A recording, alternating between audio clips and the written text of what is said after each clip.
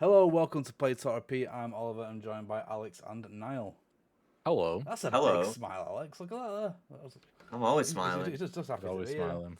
Today we are Always. reviewing a wee little game called Tinykin. It was developed by Splash Team and published by Tiny Build, and it was released for pretty much everything on August the 30th, 2022. Yes. Cracking. All right, so we're doing opening statements. I've been told we've got to change opening statements. So someone give me an example of what a good opening statement is. Well, we were told by Lewis, who hasn't shown up. Lewis isn't so here, to be fair, yeah. Let's yeah. We play do the whatever the game. fuck we want. Well, I'll start. So I think I mentioned another podcast on the PTR show recently, or maybe it was a video game book club. I can't remember. But I was going through the old Game of the Year shows from the Computer Game Show, and they were all incredibly hyped about this game, Tinykin. I'd never heard about it before, but they're all saying it's one of the better platformers. It was the best platformer of that year, I believe they said. And I thought, oh, well, I'll just look it up on Steam. It was during the winter sale, and it was £4 rather than the usual £20. Yes. Oh, it's back on sale now. Actually, Ooh, there was a hell. brief. Yeah, so pick it up now. Back at £4 again. And so I thought, yeah, I'll give it a go. I need the game to play on Steam Deck. I just finished up playing Cuphead, I think. And yeah, I was pleasantly surprised. I'm not a big platformer head at all. Actively dislike a lot of them, which I have to play, especially collectathon platformers. But this being a collectathon platformer, also with Pikmin mechanics involved, I bloody loved it, and I think I gave it a 7.5 out of 10. 7.5. I wouldn't call this a platformer. I'd never at one point while playing it thought of it as a platformer.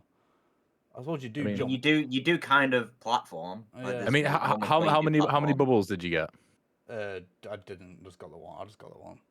Well, same, yeah, but that was, Alex got all of them, and I thought Alex would be did. the one to think it's not a platformer because he was just floating Just about the floated entire about time. forever, yeah. I'll do mine. So yeah, I've really enjoyed this game. Really enjoyed it. It is incredibly cozy. It's like Pikmin, but without any stress at all. It's just a fun time. I wouldn't say it's not in any way challenging, but that is not a bad thing for this game. Like it's just it guides you, holds your hand quite a lot, but it's just good fun, man. It's just good fun. Like I say, Good fun. it's Pikmin, but there's no enemies to fight or anything like that, and pretty much everything you need to collect, you're told where it is. You just need to figure out how to get there more than anything else. I really enjoyed the way it looked. I really enjoyed the way it looked. The 2D characters on the 3D world it does it for me, for sure. And the changes from like the typical Pikmin formula in terms of what the individual Pikmin do, again, just positive. This is one of the best Better than Pikmin games I've Pikmin. ever played. It's one of the best Pikmin games I've ever played, without a doubt. It's Well, really there we good. So I give it a 9 out of 10. Believe it or not. go. 9. And 9. Yeah. That's very 9. positive. So I'll go last since there's no Lewis. No Lewis. No Lewis. I gave it a 7 out of 10. I thought it was good, but I felt like there was something missing from it, which I felt like was the enemies. I felt like it was the bosses. I felt like it was a bit too easy for me. So that's why I went on my way to like try and get more of the things. So I felt like I wasn't doing the game like a service by just rushing through it. That's why I collected all the bubbles. I collected all of the little things that you needed. I can't remember what they were called for the museum. Yeah. I think it was. I collected all of those, and it only took me like an extra hour or something on my playtime. So yeah, I did enjoy it. I remember years ago seeing this game on TikTok, and I was like, "This just looks like a Pikmin clone." So Yeah. I never thought anything of it. But when Niall was like, "You guys would like this game because it's a bit like Pikmin," I was like, "Let me have a look." Wait, I've seen that game before. So yeah, I'm glad Niall told us to play it because it was a good experience. I just felt like there was a lot missing from it, which was the enemies and was the boss fights. That's what I was saying. When Niall to speak about him as if it's not her. When Niall recommends a game to an individual, or like, it's not just like you guys should play this. No, it's like you specific people should play this. It's usually a banger. It is usually a banger. So like I said, I'm gonna take more recommendations from Niall. I think. But he only gets one chance to let me down. You know what I mean? And that's it. Then no recommendation ever again. Yeah. Well, there we go. Well, There we go. So with Tinykin, first of all, I would like to say, I would like to talk about a couple of negatives which I had with it. So the first one is not really about the game itself, but it's about the performance on Steam Deck. The performance of Steam Deck in the two last worlds, specifically the last world, was very, very poor. I'm not sure whether this is on Switch. If it is on Switch, then it'll probably have similar issues. It will be on Switch. Yeah, but like it was, I don't have a FPS counter on Steam Deck, but it was 100% below 30 FPS consistently. Really? Yeah, consistently, especially when up on high because there's no fog. You can see every single thing in that room, which looks great. But yeah, to the point where it was causing me quite a bit of motion sickness, especially towards the end, just because of how framey it got. It was never to the point where it was unplayable, but it was like constantly uncomfortable. So that was the first point, and the second point was that it felt for me. This is probably just entirely me a problem. I was playing the game very much like I was just running around. I was running around, and I come across stuff, and I'd just collect me Tinykin, and eventually I'd like naturally just progress through the level. However, in some of the levels, me doing this naturally led me to come across things a bit early. The one in particular, I think it was in the last level, maybe the second to last one, was the race car that you needed to pick up. I got there before I had any purple kin at all, and I spent easily 30, 45 minutes trying to remember where that car was again. I could not find it. I had to look up a guide, and the guide was not helpful. It was one of those things where I'm like, this is a me problem because the guide does not tell me where it is. So it's obvious enough where it is, and it relies on you to remember it. So I think the game would have benefited from a map, like massively. it would have benefited from a map, but just to clarify, you can go back to the start. You can go back to the start. Yeah, you got your goggles. You go back to the start of the level and speak to the guy again, and it tells you where everything is again. Yeah, I didn't really want to do that. Oh, right. It was one You of don't those spend things where it was 30, like, 40 minutes trying to find no, it was like a sunken cost thing where I was like, no, I'll stumble across it in like 5 minutes, and then but like as you're It's going the around principle of and it. round in circles, you start forgetting where all the little paths are, and you eventually just keep doing the same route over and over again. But yeah, and then I eventually found it, which was nice. There's one other final thing as well, is the blue Pikmin Tinykin. I found a tiny bit finicky towards the end, just in terms of because of how fast paced the rest of the game is. The fact they had to really slow down and like, you'd hit one just slightly outside of the range. One of the positives though is it did reward you for being like accurate with your placement, because it said like you need 30 of these blue guys, but you could do it in 20. Yeah, which is quite nice. So yeah, those were my negatives. yeah, Really? yeah. So Yeah. the way I played it, so I went in the level and they told you where everything was, but then I completely forgot that, and then just like you say, wandered around for an hour, Yeah. finding a little guys, and if I found one of the story things, and great. If I didn't, no issue. When I got bored and like got all the Pikmin that I thought I need, I'd go back to the guy at the beginning, and they'd tell me exactly where everything was, and I was like, yeah, I'll go do that, go do that. So I didn't really have an issue with that. I don't think I needed a map.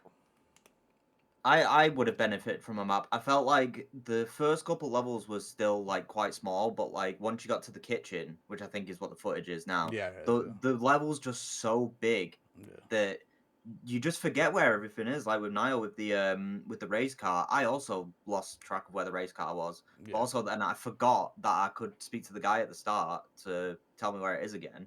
But it would be good, like, because obviously that's Pikmin has a map. Yeah, it does, and it yeah. tells you where stuff is. So, and I always like went back to the map and looked at it. So I just feel like it would have benefited from a map. Okay. Yeah, but this game's all about.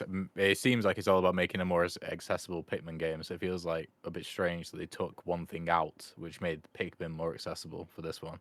Yeah. Yeah.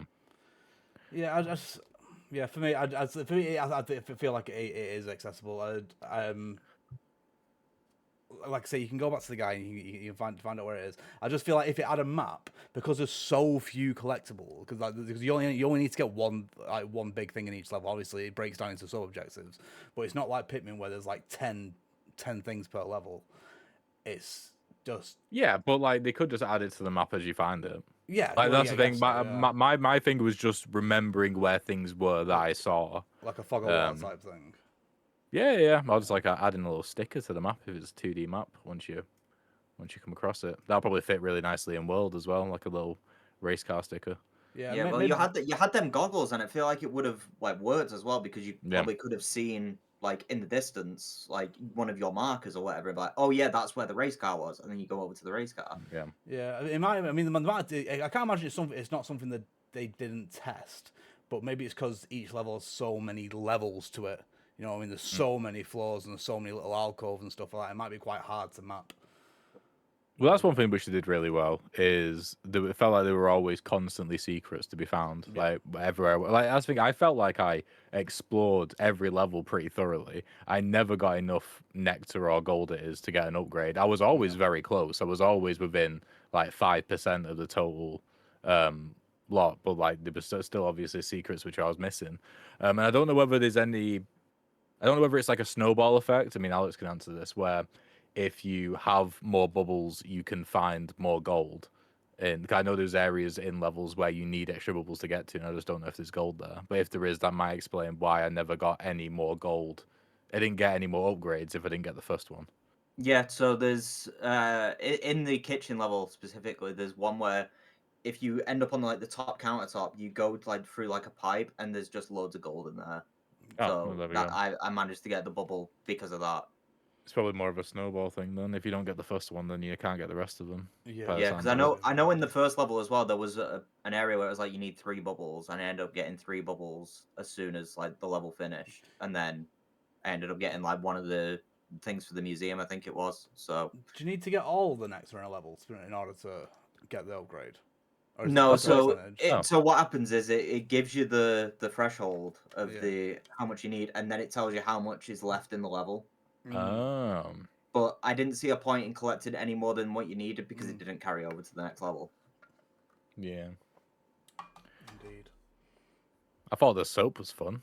The soap was fun. I like You the could soap. do little tricks and stuff. That was something they didn't need to add, and they just did. It was just good stuff. That. Yeah. Yeah, Just, sliding really down the good. banister. Yeah. sliding down Yeah, banisters, well, I so wanted good to stuff. do I did do a one cool mechanic on it, but it was very frustrating with Alex's footage because he had so many bubbles, he just never used the soap. And so I was like, yeah, I had to clip like 10, like 1 second clips together. Yeah.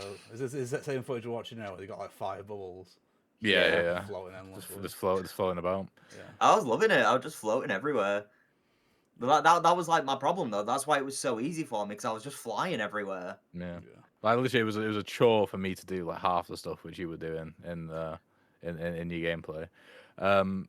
What do you think about the story? Honestly, it didn't leave much of an impact on me, but I barely remember it. But all I remember feeling is right at the end of the game, the tonal shift, and it felt a bit more serious, Yeah. a bit more glum. I don't know if anybody remembers the I just context felt like the behind that. game ended very abruptly. Yeah. Like that was my issue. I was expecting like a Oh, one final more level, thing, yeah. a final 'cause, level, or like the final boss. Like I was waiting for it, and then the game just ended, and I was like, oh, Yeah, right, you okay. just blow. I think the last thing you actually do in terms of with your Pikmin, with your Tinykin, is blow up that radio, and that's it.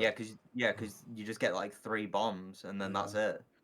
Yeah, well, that, I expected because like with a lot of games where it says right at the start you need like these 4 things, like it feels like there's always a 5th thing that you're gonna need, and I thought that would be the case because it didn't work. But then it was like, no, you just need to go speak to this guy, which by this what I remember seemed to be the cause of the end of the human race. Yes, it was all stuck. It's like the house that it was in was stuck in time, I believe. But he caused the end of the world. Or like he didn't cause the end of the human race because the human race got away to another planet, and that's why the little fella's running around. But he killed a lot of them from the sound of things.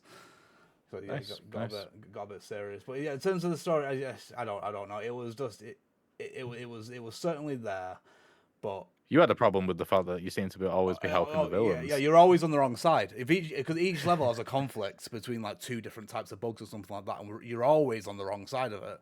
Right? For example, they in the bathroom, there's dung beetles in one part of the bathroom, and there's silverfish in the other, and the silverfish are up all night partying and keeping everyone awake. And he helped them have a party. Yeah. So then the dung beetles take away their ability to party, but they're the bad guys for some reason, not the silverfish in the first place, for causing the commotion and causing people not to be able to sleep. It was just like, no, you're squares, you should have fun once in a while. It's like that's not on. That's all. I can't remember what the other one was.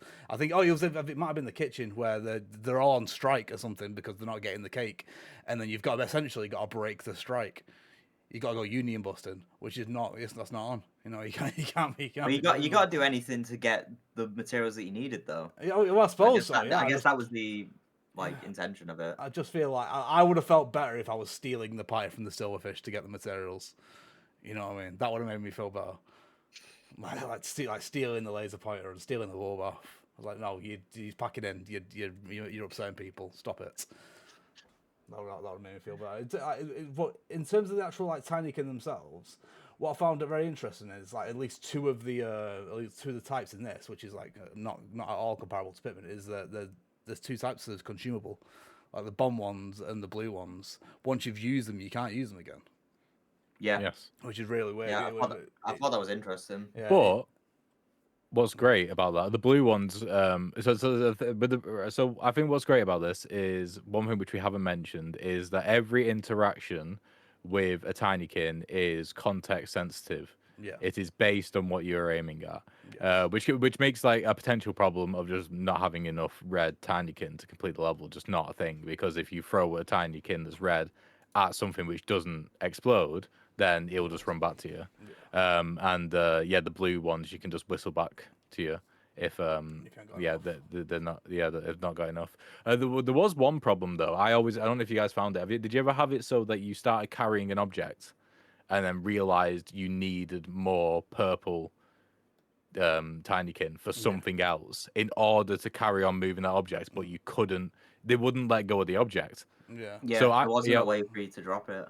Yeah, so I needed they were holding something, I think it was for the pie, and they were holding a boat, and I needed to open the door with a key, and so I just had a bunch of purple Tinykin that were holed up and not being able to do anything, because I needed to get more to be able to get the keys, to be able to use them and then free them. That was the only gripe I had with how Tinykin are actually used, but as soon as I realized that you don't have to aim to use green Tinykin.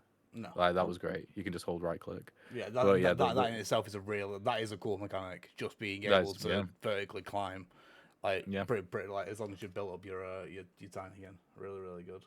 Yeah, the green were especially useful for me because I could do a ladder and then I could just float to the other side of the map. It's instantly. Oh yeah, so build another ladder. And then just get to the top of the map so quickly. Yeah, I've been watching this footage here, and so yellow Tinykin are used to create bridges. You just stopped using those at one point. You only took them halfway, and it's like, well, I can just bubble the rest of the way. Fuck it. Yep. I'd build a bridge halfway, and then I'd use green to get higher, and then I'd bubble. Just bubble. But then I realized when I needed to actually move stuff to put stuff in the toaster or whatever, I actually needed the yellows because they can't float like I can. Yeah, you need the full bridge. Yeah, full bridge. The only thing I wanted to mention was I think the reason as to why all the characters are 2D is because the studio's previous game is called Splasher, which might be why they call Splash Team, and that is a 2D platformer where you have a paint gun. So that might be something to put on your radar. I haven't played it, so it's not a recommendation. So you can't hold me again. Can't hold it against me. You mentioned it now. I've mentioned it, but yeah, it seems like it's the same main character as well. Yeah. If you go into the Steam page, he's wearing orange, he's got purple hair, so there might be some sort of story continuity there, which I'm not aware about. Splasher, yeah. So it looks a lot more rough around the edges. Obviously, it's their first game. Yeah. So you can imagine there's a difference there. Super Meat Boy. Yeah, it looks like a Newgrounds game. Yeah, so it looks a lot more harsh than Tinykin. There's spikes, there's projectiles, that sort of thing. It's a different publisher. Interesting. It is a different publisher. I don't think it is the same character. He's got different color hair and he looks quite different. But I don't know. No, he doesn't. He does. Wait, does he not have purple hair in Tinykin? No, he has pink hair in Tinykin. Right, well, there's the same difference, really. I mean, it's not, I mean, yeah, I guess so. But he's also wearing completely different clothes. I was being kind by saying that I understand where you got it because they look completely different. Yeah, like it's a different shell in Portal 2 because the top half isn't orange anymore. you know it's different. You know it is. I think it might be the same. I don't know if this is necessarily something for me, this game, but I think that there's definitely going to, if you really like Tinykin, then there's probably something here for you as well with Splasher. What was the reception like? You got 583 reviews, 93% positive. Oh, so that's really good. Yeah. Yeah, 79 on Metacritic for PC. Not bad. Not bad. Cool. Yeah, it won Best Indie Game 2017 from the Ping Awards. The Ping Awards? Yes. Oh. So there we go. Never heard of them. No, never heard of those ones. No, never heard of them. Yeah. Right, cool. People should start putting the PTR awards on their thing. Yeah, we should put Death Stranding 2. We should be included in Metacritic scores. We should. Yeah. I don't know how much work that would take to do. Actually, we might just need to audio transcribe and put it on a blog, and then maybe we can be there. Yeah. And then that'll directly affect our fantasy critic. And so, yeah, we'll just have people like voting like 10s and 2s, try and bring each other's games down. All right, cracking. Is there anything anyone else wants to say about Tinykin? No, it's just great.